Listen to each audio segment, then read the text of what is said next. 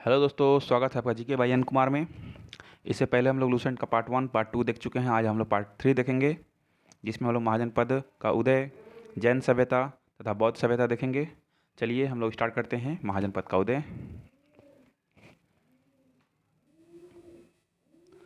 बुद्ध के जन्म से पूर्व 6ठी शताब्दी से पूर्व में भारतवर्ष 16 जनपदों में बटा हुआ था। इसकी जानकारी हमें बौद्ध धर्म के अंगुत्तर निकाय से मिलती है। चलिए देखते हैं 16 महाजनपद कौन कौन से थे। महाजनपद राजधानी, अंग की राजधानी चंपा थी। यह भागलपुर मुंगेर में स्थित है, जो कि बिहार में पड़ता है। मगध की राजधानी गिरिब्रज थी, जो आज का राजगृह है। यह पटना और गया में पड़ता है। काशी की राजधानी वाराणसी थी, वाराणसी उत्तर प्रदेश में पड़ता है। वत्स की राजधानी कौशाम्बी थी, यह इलाहाबाद उत्तर प्रदेश में पड़ता है। वज्जी की राजधानी वैशाली थी, मिथिला या फिर यह भी बिहार में पड़ता हुआ है। कौशल की राजधानी श्रावस्ती थी, जो कि उत्तर प्रदेश में पड़ता है। अवंती की राजधानी उज्जैन थी, जो कि मालवा मध्य प्रदेश में पड़ता है। मल की राजधानी कुशावती थी, जो कि उत्तर प्रदेश देवरिया बस्ती गोरखपुर के आसपास के क्षेत्रों में पड़ता है। पंचाल की राजधानी अहिच्छत्र या फिर काम्पल्य थी, यह भी उत्तर प्रदेश में पड़ता है।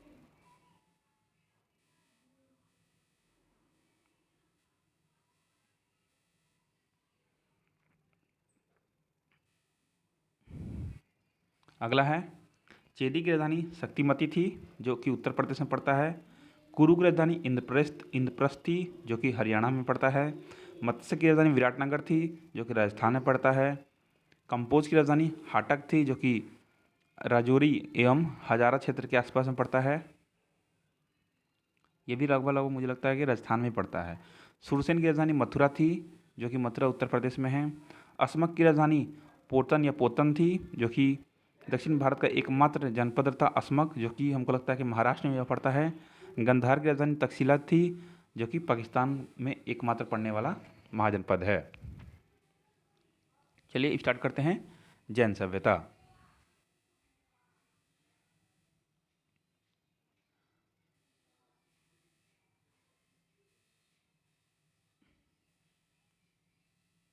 जैन धर्म।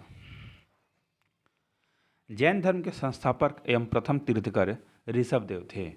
जैन धर्म के संस्थापक एवं प्रथम तीर्थकर ऋषभदेव थे। जैन धर्म के 23वें तीर्थकर पार्श्वनाथ थे, जो काशी के इक्ष्वाकु वंशीय राजा अश्वसेन के पुत्र थे। इन्होंने 30 वर्ष की अवस्था में सन्यासी जीवन को स्वीकारा।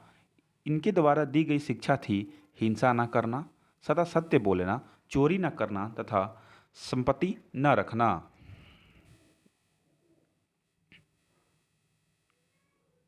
महावीर स्वामी।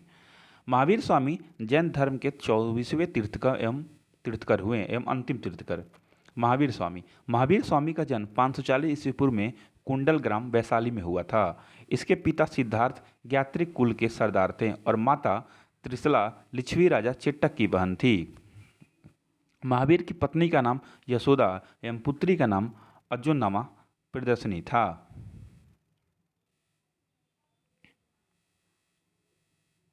महावीर के बचपन का नाम वर्धमान था। इन्होंने 30 वर्ष की उम्र में माता पिता की मृत्यु के पश्चात अपने बड़े भाई नंदीवर्धन से अनुमति लेकर सन्यासी जीवन को स्वीकारा था। 12 वर्ष की कठिन तपस्या के बाद महावीर को जाम्बवृक के समीप त्रिजुपुलिका नदी के तट पर साल वृक्ष के नीचे तपस्या करते हुए संपूर्ण ज्ञान का बोध हुआ। इसी समय से महावीर जिन विजेता, अहर्त, पूज्य और निग्रंथ बंधनहीन कहलाए। महावीर ने अपना उपदेश प्राकृतिक यानी कि अर्धमगधी भाषा में दिया। महावीर के अनुयायियों का मूलतः निग्रंथ कहा जाता है। महावीर के प्रथम अनुयायी उनके दामाद प्रियदर्शिनी के पति जमाली बने। प्रथम जैन भिक्षुणी नरेश दधिवाहन के पुत्र चंपा थी। महावीर ने अपने शिष्यों को 11 गणधरों में विभाजित किया था। आर्य सुशर्मा अकेला ऐसा गंधर्व था जो महावीर की मृत्यु के बाद भी जीवित रहा और जो जैन धर्म का प्रथम थेरा या मुख्य उपदेशक था। स्वामी महावीर के भिक्षुणी संघ की प्रधान चंदना थी। स्वामी महावीर के भिक्षुणी संघ की प्रधान छंदना थी। छंदना। प्रमुख जैन तीर्थकर उनके प्रतीक थे निम्नलिखित। देखते हैं कौन कौन से जैन तीर्थकर, कौन कौन से प्रतीक हैं। ऋषभदेव के सॉरी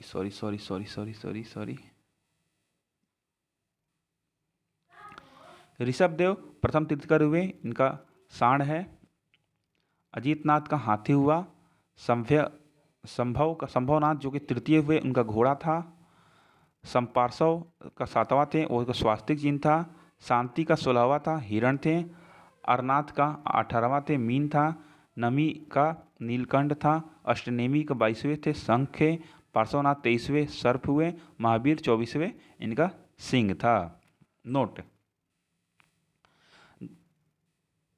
दो जैन तीर्थकरों ऋषभदेव एवं अष्टनेमी के नामों का उल्लेख ऋग्वेद में मिलता है। दो जैन तीर्थकरों ऋषभदेव एवं अष्टनेमी के नामों का उल्लेख ऋग्वेद में मिलता है।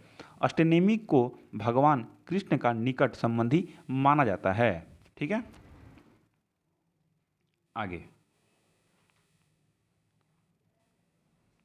लगभग 300 ईस्वी पूर्व में मगध में 12 वर्षों का भीषण अकाल पड़ा, जिसके कारण भद्रबाहु अपने शिष्यों सहित कर्नाटक चले गए। ठीक है, किंतु कुछ अनुयायी स्थूलभद्र के साथ मगध में ही रुक गए। भद्रबाहु के वापस लौटने पर मगध के साधुओं से उनका गहरा मतभेद हो गया, जिस कारण जैन धर्म श्वेतांबर एवं दिगंबर नामक दो संप्रदायों में बट गया। स्थूलभद्र के शिष्य श्वेतांबर श्वेत वस्त्र धारण करने वाले एवं भद्रबाहु के शिष्य दिगंबर नग्न रहने वाले कहलाएं। अब आते हैं जैन संगीतियां पढ़ते हैं। प्रथम जैन संगीति 300 ईस्वी पूर्व में हुई, जो कि पाटलिपुत्र में हुआ था और इसकी अध्यक्षता स्थूलभद्र ने कराया था। दूसरा जैन संगीति 6ठी शताब्दी ईस्वी पूर्व में थी, बल्लभी ने गुजरात में कराया था, इसका अध्यक्षता क्षमा श्रवण ने कराया था। ठीक है, जैन धर्म के त्रिरत्न। जैन धर्म के 3 त्रिरत्न हैं, सभ्यक दर्शन, सभ्यक ज्ञान और सभ्यक आचरण। जैन धर्म के 3 त्रिरत्न हैं, सभ्यक दर्शन, सभ्यक ज्ञान और सभ्यक आचरण। अगला, त्रिरत्न के अनुशीलन में 5 महाव्रतों का पालन अनिवार्य है। अहिंसा, सत्य, असत्य, अपरिग्रह, ब्रह्मचर्य इत्यादि। जैन धर्म में ईश्वर की मान्यता नहीं है। जैन धर्म में आत्मा की मान्यता है। ठीक है, महावीर पुनर्जन्म एवं कर्मवाद में विश्वास करते थे। जैन धर्म में सप्तभंगी ज्ञान के अन्य नाम स्यादवाद एवं अनेकांतवाद है। जैन धर्म में अपने आध्यात्मिक विचारों को सांख्य दर्शन से ग्रहण किया है। ठीक है, अगला, जैन धर्म मानने वाले कुछ राजा थे, जो कि उदयन, वंदराजा, चंद्रगुप्त मौर्य, कलिंग नरेश खारवेल, राष्ट्रकूट, राजा अमोघवर्ष, चंदेल शासक इत्यादि। मैसूर के गंगवंश के मंत्री चामुंड के प्रोत्साहन के कर्नाटक के श्रवणबेलगोवा में 10वीं शताब्दी के मध्य भाग में विशाल बाहुबली की मूर्ति गोमतेश्वर की मूर्ति का निर्माण किया गया। अगला है, खजुराहो में जैन मंदिरों का निर्माण चंदेल शासकों द्वारा किया गया था। मौर्योत्तर युग में मथुरा जैन धर्म का प्रसिद्ध केंद्र था। मथुरा कला का संबंध जैन धर्म से है।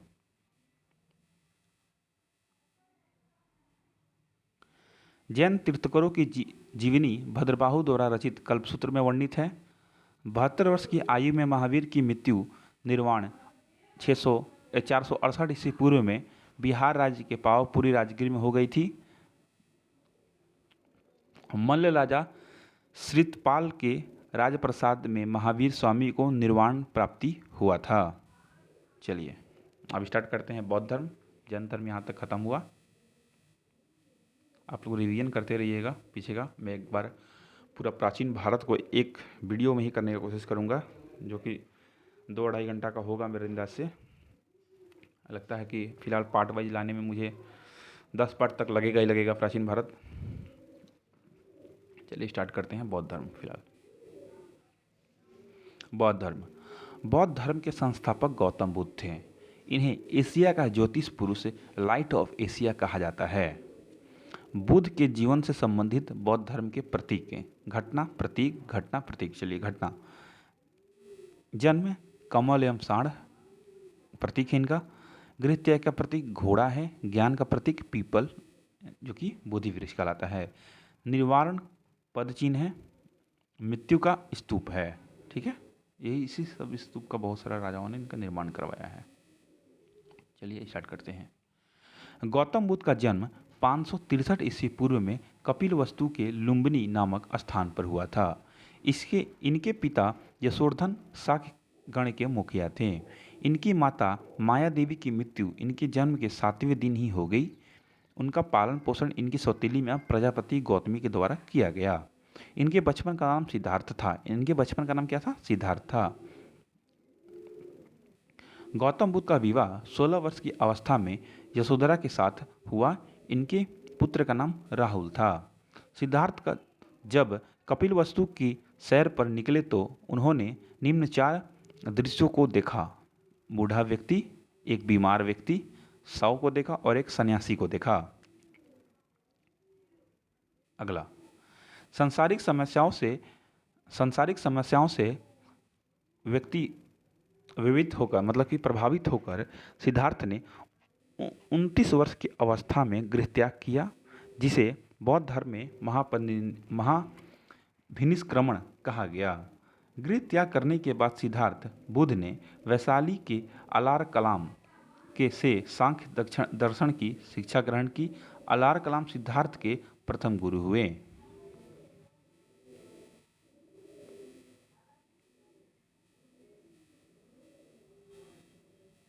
अगला स्टार्ट करते हैं हम लोग।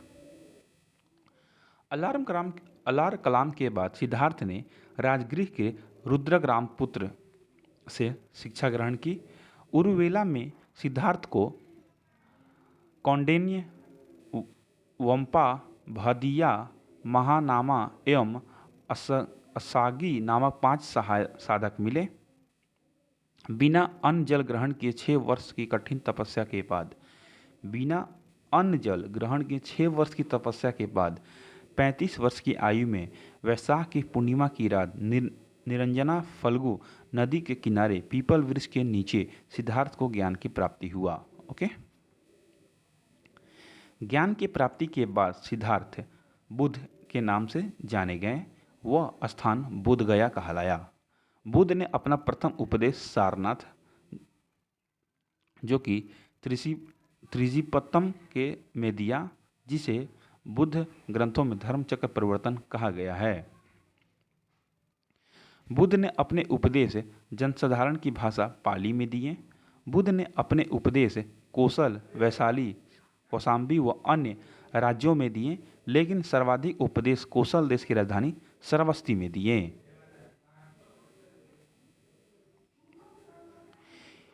इनके प्रमुख अनुयायी शासक थे बिंबिसार, प्रसेनजीत और उदयन। बुद्ध की मृत्यु 80 वर्ष की अवस्था में 483 से पूर्व में कुशीनगर, देवरिया, उत्तर प्रदेश में चुंदा द्वारा अर्पित भोजन करने के बाद हो गई, जिसे बुद्ध धर्म में महापरिनिर्वाण कहा गया है। मल्लों ने अत्यंत सम्मानपूर्ण बुद्ध को अष्टनेमी संस्कार किया है।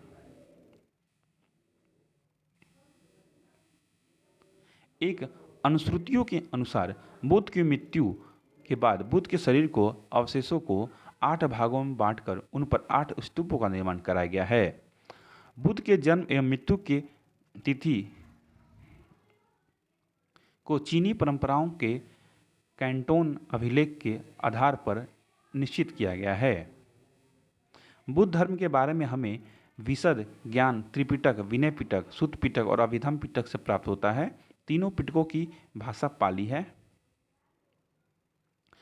बौद्ध धर्म मूलतः अनिश्वरवादी, इनमें आत्मा की परिकल्पना भी नहीं की गई है।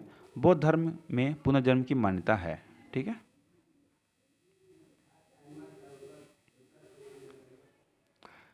तृष्णा को भिक्ष तृष्णा को क्षीण हो जाने की अवस्था को ही बुद्ध ने निवारण कहा है। विश्व दुखों से भरा है, सिद्धार्थ बुद्ध ने उपनिषद से मिला है। बुद्ध ने अनुयायियों को दो भागों में बांटा है, भिक्षुक और उपासक। भिक्षुक बौद्ध धर्म के प्रचार के लिए जिन्होंने संन्यास ग्रहण किया उन्हें भिक्षुक कहा जाता है, और गृहस्थ जीवन व्यतीत करते हुए जिन्होंने बौद्ध धर्म को अपनाया है उन्हें उपासक कहा गया है। बौद्ध संघ में सम्मिलित होने के लिए न्यूनतम आयु सीमा 15 वर्ष होनी जरूरी है। बौद्ध संघ में प्रविष्टि होने की को उपसंपदा कहा गया है। बौद्ध धर्म के त्रिरत्न हैं बुद्ध धर्म और संघ। बौद्ध सभाएं,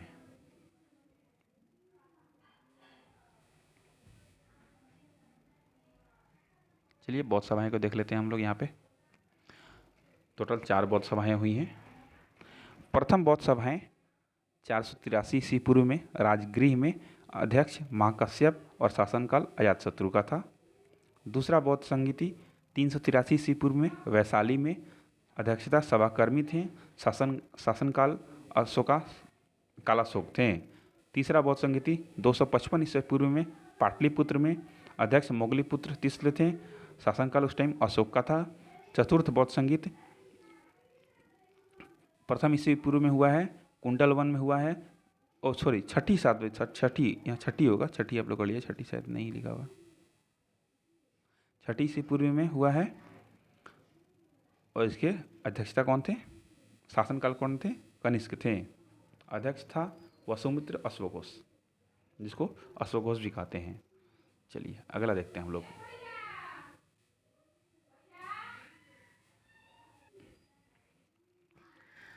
चतुर्थ बौद्ध संगीति के बाद बौद्ध धर्म 2 भागों में बट गया,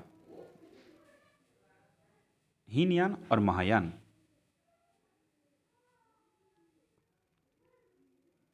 बौद्ध धर्म के हीनयान संप्रदाय का आदर्श बोधिसत्व था, और बोधिसत्व दूसरे के कल्याण को प्राथमिकता देते हुए अपने निर्वाण के विलंब करते हैं। हीनयान आदर्श अहर्त पद को प्राप्त करता है। जो व्यक्ति अपने साधना से निर्वाण की प्राप्ति करते हैं उन्हें ही अहर्त कहा जाता है। अगला देखते हैं हम लोग।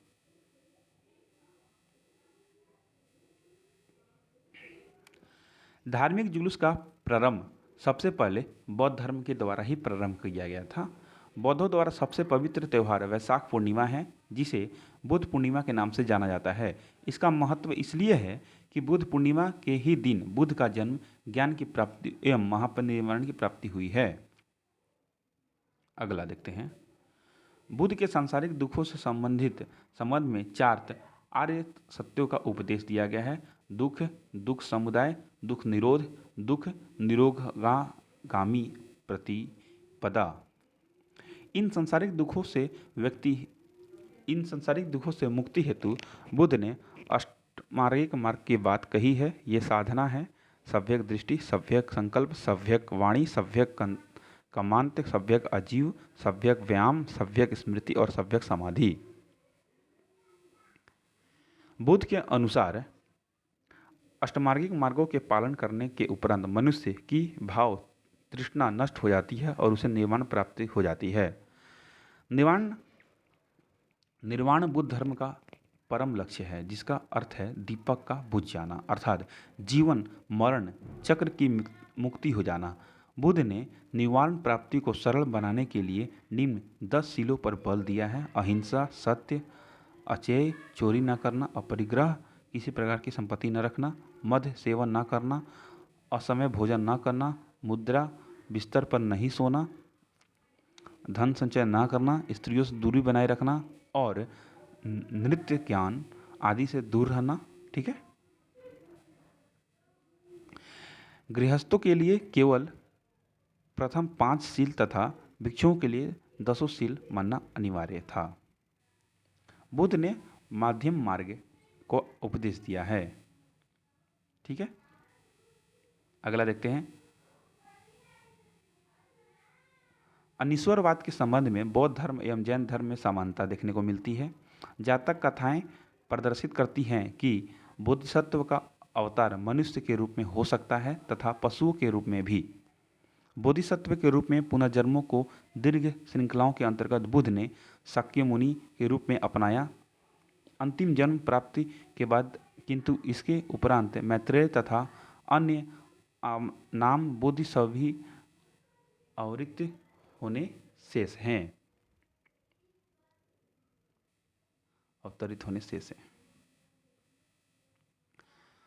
अगला है, सर्वाधिक मूर्तियां का निर्माण गांधार शैली के अंतर्गत किया गया है, लेकिन बुद्ध की प्रथम मूर्ति संभवतः मथुरा कला शैली से बनी हुई है। तिब्बत, भूटान एवं पड़ोसी देशों में बौद्ध धर्म का प्रचार पदम संभव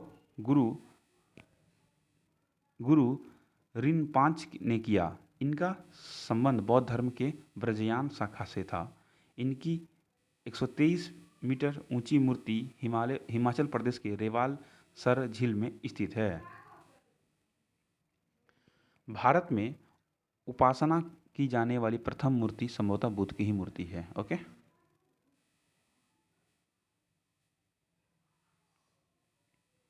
भारत के प्रथम निम्नलिखित जो बौद्ध मठ हैं उसको हम लोग देख लेते हैं।